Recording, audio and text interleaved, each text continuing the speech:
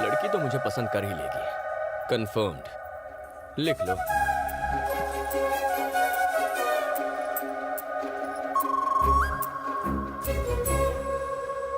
जानू, you are gorgeous. तुम्हें एक बात बताऊं, दिल करता है ऐसे ही देखता रहूं। ओ, बताना भूल गया, तुम्हारे पापा जेपी, मेरे पापा यूपी, मतलब उमापति, दोनों क्लासमेट्स थे। मैं और मेरे चाचा दोनों क्लासमेट्स हैं। मैं तुम्हें देखने मैं यहाँ आया ताकि तुम मुझे देखो। जानू, एक छोटा सा इशू है, उसे 2 मिनट में सेट कर देता हूँ। लड़की की खातिरदारी घर की औरतें करती हैं। यहाँ औरतें नहीं हैं। चाचा, अब बेटर लग रहा है ना? एक एक करके इंट्रो दो। दामाद जी, मैं लड़की की माँ हूँ। ज्यादा कैरेक्टर में मत घुस, हाथ हटा। ससुर जी कहाँ हैं? क्या कहा? डैडी का कैरेक्टर? मेरी शादी नहीं हुई, टेक्निकल फॉल्ट है। दामाद जी फॉर्म में है, उनके सामने डैडी बन जाओ। जाओ गेटअप में आओ। कोई प्रॉब्लम नहीं, आई लव डेट। अभी कैरेक्टर में घुस जाता हूँ। रेडी बन गया डैडी। ससुर जी, हाँ? मुझे जरा अपनी बेटी के बारे में कुछ बताइए।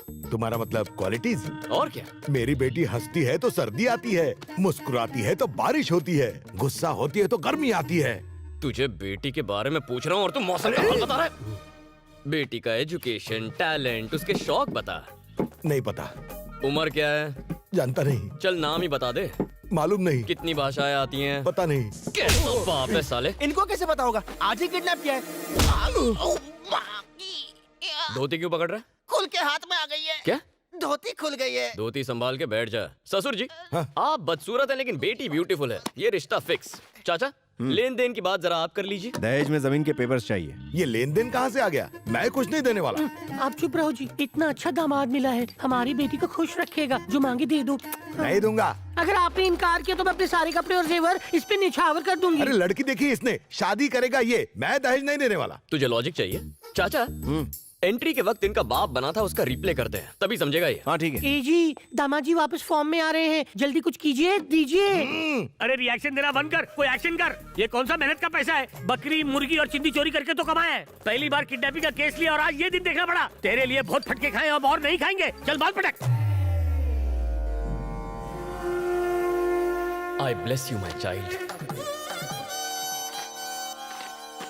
चलने का वक्त हो गया ना, इनसे इजाजत लेते हैं। बिना शादी के मैं बेटी को विदा कैसे करूं? अच्छा, किसने कहा शादी नहीं हुई? लो, मैंने इसका हाथ पकड़ लिया, आज से मैं इसे अपनी बीवी मानता हूं। जानो, चलो। 1 2 3 4 5 6 7 7 कदम साथ चलिए। लो, हो गई हमारी शादी।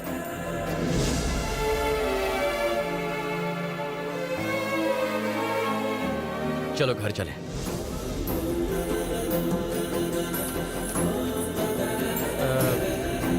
तुम्हारे बेटी की विदाई हो रही है, रोगे नहीं? तो आज क्या सबक सीखा हमने? लड़की को किडनैप करो तो भी दहेज देना पड़ता है। समझदार।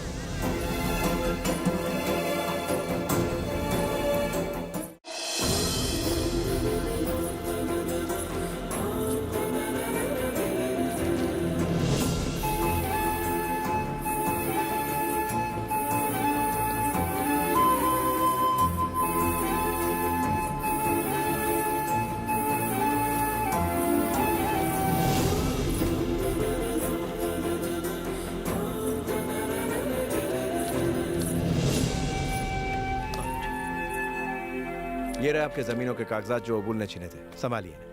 ये सब मेरे भतीजे का कमाल है।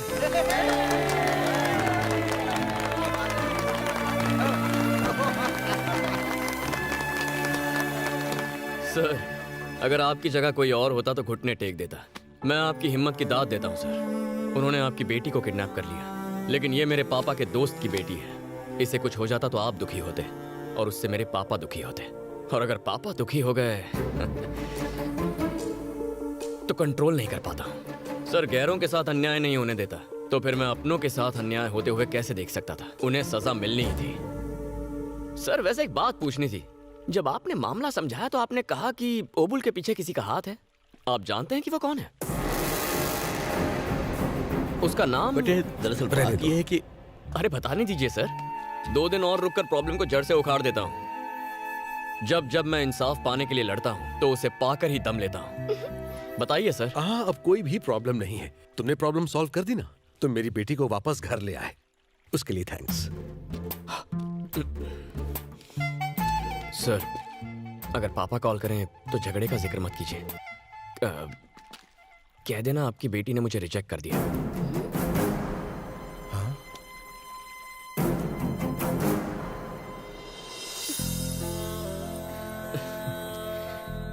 जानू,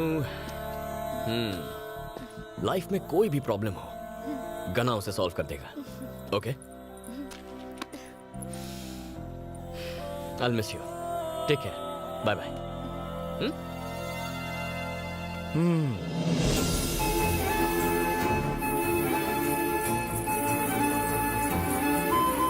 सेल्फी लेते हैं?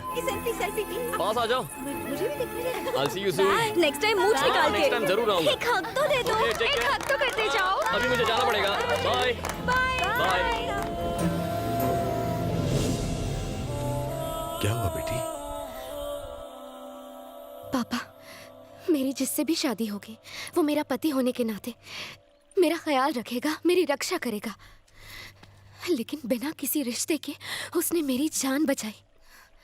मुझे उससे ही शादी करनी है पापा। मैं उमापति से बात करूंगा तुम दोनों की शादी की।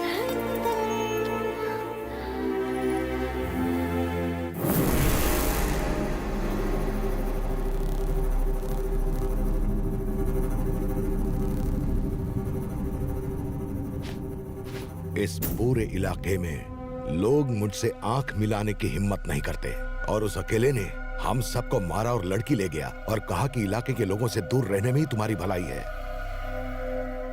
प्रॉब्लम क्या है मुझसे? प्रॉब्लम तुमसे नहीं, तुम्हारे प्लान से है। यहाँ खेती के लिए बहुत कम जमीन रह गई है। शहर में काफी बंजर जमीन पड़ी हुई है जो पाइपलाइंस बिछाने के काम आ सकती है। फिर भी हमारे गांव के पीछे टॉपिक मत बदल। मैंने कभी किसी का हक नहीं मारा। जमीन के बदले जमीन ऑफर की, पैसे देना चाहा तो भी मना कर दिया। इसलिए दबाव डालने के लिए तुम्हारी बेटी को भी किडनैप करवाया और तुम लोगों ने मेरे ही आदमी को पिटवाया। मेरी हड्डी तो दुर्घटना घटी।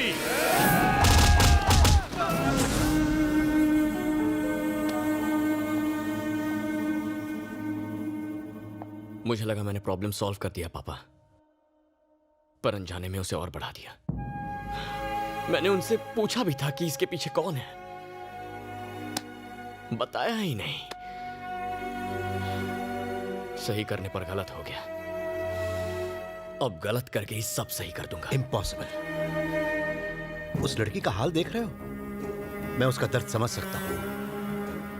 मैंने अपना एक दोस्त खोया है, लेकिन सच यह है कि धनुष को कोई अरेस्ट नहीं कर सकता। एक सेलिब्रिटी छींक मारे तो ब्रेकिंग न्यूज बन जाती है, पर एक पॉलिटिशियन पूरी की पूरी बस्ती चला दे तो भी मीडिया आंख मूंदे रहती है। लेकिन इस सिस्टम को तुझे ही खत्म करना होगा। अगर तूने कंट्रोल नहीं किया तो पूरा देश बर्बाद हो जाएगा। आईएएस आईपीएस के पास जाने से कोई फायदा नहीं, वो उसे नजरअंदाज करेंगे। ये लोग पावर का, सिस्टम का नाजायज फायदा उठाते हैं और इसीलिए ये जुर्म करने से भी कतराते नहीं है। तुम या मैं इस बारे में कोई कुछ नहीं कर सकता। इस लड़की को, इस शहर को उनसे कैसे बचाएंगे? कोई जवाब नहीं है इसका।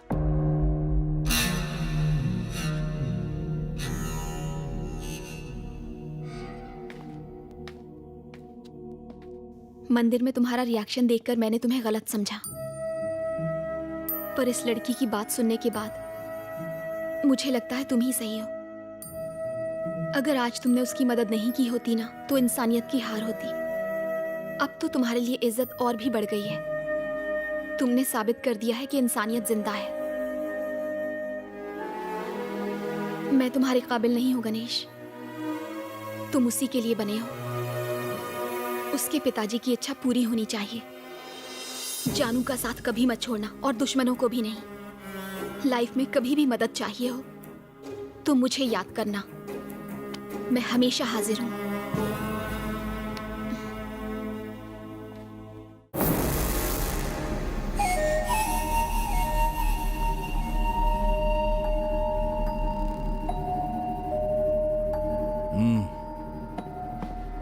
किसी भी हाल में मुझे वो लड़की चाहिए।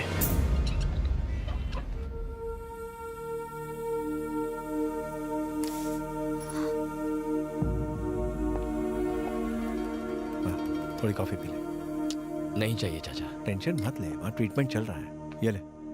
हाँ? ये बताओ तुम्हारा नाम क्या है? जानू। सही कहा ना, मैंने फ्लैशबैक में तुम्हारा नाम सुन लिया था। तुम्हें सांबर पसंद है ना? सांबर पुराण शुरू हो गया। अगर तुम मेरे हाथ का बना सांबर खाओगी ना तो कभी भी दवाई की जरूरत नहीं पड़ेगी। सांबर हर मर्ज की दवा है। एक्चुअली कैंसर को भी सांबर ठीक कर सकता है, ऐसा भाभी को लगता है। एक गना, तू देखना, ये अगर मेरे हाथ का सांबर खाएगी ना तो मेरी तरह 0 फिगर हो जाएगी। हंस रही है, अब खुश ना? हेलो, जानू मेरी है। अगर तूने उसका हाथ भी लगाया ना तो मुझसे बुरा कोई नहीं होगा। चल अब जाके कॉफी पी। अरे जा ना।